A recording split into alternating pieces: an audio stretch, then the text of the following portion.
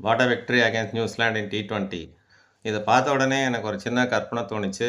அம்பியா இருந்த Indian team வந்து அந்நியனா மாறி சமாடி அடிச்சிருக்காங்க.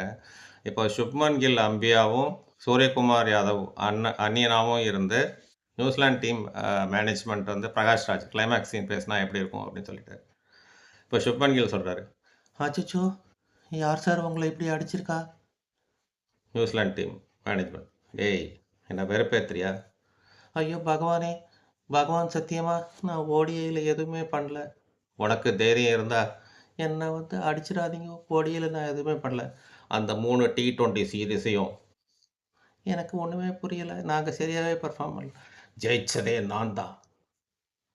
முடிஞ்சா நீ என்ன சுடுறா? சச்சின பார்த்துருக்கேன். டிராவிட பார்த்துருக்கேன், கங்குலியை பார்த்துருக்கேன், தோனியை பார்த்துருக்கேன். சூர்யா நீ பின்றியடா அப்படின்னு பிரகாஷ் ராஜ் சொல்லிட்டு வெளில போயிடுறாரு.